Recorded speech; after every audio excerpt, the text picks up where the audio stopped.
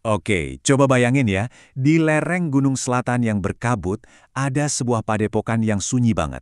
Nah, disinilah kisah kita bakal dimulai. Kisah tentang dua orang murid, satu pusaka, dan takdir yang dijalin oleh ambisi dan juga pengkhianatan. Sang guru tuh sering banget ngomongin wasiat ini. Sebuah kebenaran yang ternyata nantinya jadi kayak pedang bermata dua dan jadi penentu segalanya. Soalnya, kekuatan sejati itu emang nggak pernah ada di tangan, tapi di dalam hati. Kenalin, mereka adalah Anggiwati dan Mayangsari. Keduanya tumbuh bareng, belajar dari guru yang sama, minum dari sumber ilmu yang sama, tapi hati mereka menempuh jalan yang beda banget. Anggiwati itu, wah, dia tuh kayak api. Tajam, membara, ambisinya nggak pernah padam, dan selalu haus pengakuan. Nah, di sebelahnya, ada Mayang Sari yang kebalikannya. Dia itu ketenangan itu sendiri. Ibarat danau di puncak gunung, kelihatannya diam, tapi dalam banget. Menyimpan kekuatan yang cuma bisa dirasain, bukan buat dipamerin. Dan tibalah hari itu, hari di mana selendang mayang yang legendaris harus nemuin pewarisnya. Dengan tatapan yang bijaksana, sang guru nggak ngasih selendang itu ke Anggiwati yang paling perkasa, tapi justru ke Mayang Sari yang hatinya paling damai. Sebuah pilihan yang sayangnya malah menyalakan api dendam. Malam itu, langit di Gunung Selatan gelap banget. Nggak ada bintang sama sekali. Keputusan guru tadi udah kayak nanam benih beracun di hati Anggiwati. Dan di dalam gelap, benih itu tumbuh. Jadi sebuah pengkhianatan. Dengan tangan dingin, dia tega ngeracunin gurunya sendiri. Terus, dengan lidah yang setajam pedang, dia putar balikin cerita, nuduh Mayang sebagai pembunuhnya. Dan di atas jasad sang guru, di tengah malam yang sunyi, sebuah sumpah keluar dari bibirnya. Sumpah itu, wah, kedengarannya bukan kayak janji, tapi lebih kayak kutukan.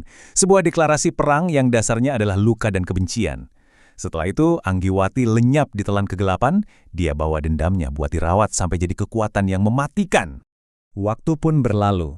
Mayang Sari sekarang hidup dalam bayang-bayang fitnah, ngejaga selendang keramat itu sendirian, sampai suatu hari, takdir ngebawa seorang tamu yang gak diundang ke hidupnya, seorang pendekar pengembara bernama Jayana.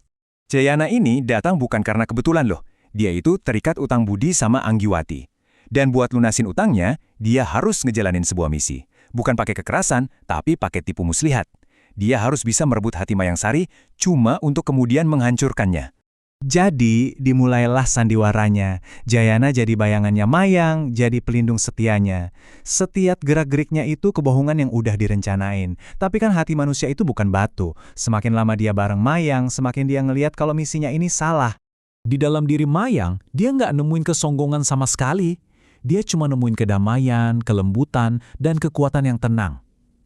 Hatinya goyah, dia malah jatuh cinta. Tapi, janji ke Anggiwati, itu rasanya kayak rantai yang ngelilit lehernya. Dan pada akhirnya, bayangan masa lalunya yang menang.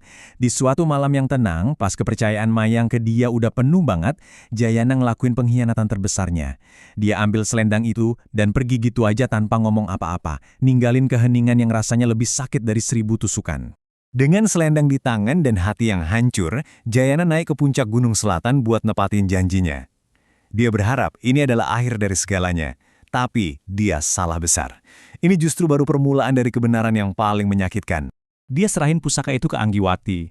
Transaksi dingin buat nebus utang. Dia cuma pengen semua ini cepat berakhir, biar dia bisa pergi dan ngelupain semuanya. Tapi Anggiwati malah ketawa. Tawa yang ngerendahin, yang nusuk sampai ke tulang. Dan dengan tawa itu, dia mulai ngeruntuhin dunia Jayana keping demi kepingan. Nah, ini dia kebenarannya. Selendang itu dari awal nggak pernah mau sama Anggiwati, karena bisa ngerasain kebencian di hatinya. Karena nggak terima ditolak, dia bunuh guru mereka, dia fitnah Mayang, dan dia manfaatin Jayana cuma sebagai pion buat nutupin kegagalannya sendiri. Kemarahan bikin Jayana gelak mata. Dia nyerang. Tapi Anggiwati, dengan selendang di tangannya, bahkan nggak perlu gerak. Cuma satu kibasan ringan dan sebuah kekuatan dahsyat langsung ngehantam Jayana, bikin dia terlempar tak berdaya. Dia kalah bahkan sebelum sempat bertarung. Anggiwati mandang dia dengan tatapan jijik. Bukan kematian yang dia kasih, tapi penghinaan. Dia ninggalin Jayana yang udah hancur lebur di puncak gunung, dianggap begitu nggak berarti bahkan untuk dibunuh. Dihantam kebenaran dan rasa bersalah yang luar biasa, Jayana bangkit. Cuma ada satu jalan yang tersisa buat dia sekarang. Balik lagi ke Mayang. Bukan untuk dimaafin, tapi untuk nerima hukuman yang pantas dia dapatin. Dia nggak lagi sembunyi di balik kebohongan. Dia jalan balik terus bersujud di kaki Mayang. Dia ceritain semuanya, setiap tipu muslihat, setiap pengkhianatan. Dia nggak minta ampun. Dia cuma minta kematian. Mayang natap mata Jayana yang penuh penyesalan. Meskipun hatinya terluka, dia nggak ngelihat seorang penjahat. Dia ngelihat jiwa yang tersesat. Dan dia nggak nawarin pembalasan, melainkan sebuah jalan untuk penebusan. Pertarungan terakhir pun tiba. Anggiwati dengan kekuatan selendang ngerasa nggak terkalahkan. Tapi dia lupa wasiat sang guru. Pusaka itu ngerasain kebencian yang meluap di hati Anggiwati. Dan di puncaknya, kekuatan itu berbalik, memberontak, dan justru ngehantam tuannya sendiri. Di tengah keheningan setelah pertarungan, Mayang ngambil kembali selendang itu. Dia natap Jayana, terus natap pusaka di tangannya. Kekuatan yang udah nyebabin begitu banyak penderitaan. Dan di sana, dia membuat sebuah pilihan besar. Dia taruh selendang itu di tanah. Dia memilih kebebasan. Akhirnya, selendang Mayang gak lagi jadi pusaka yang diperbutkan. Dia jadi semacam monumen bisu. Sebuah pelajaran abadi, yang seolah berbisik ke angin Gunung Selatan, bahwa kekuatan terbesar itu bukanlah untuk dimiliki, tapi untuk dipahami. Dan hati yang dikuasai ambisi buta, pada akhirnya akan selalu menghancurkan dirinya sendiri.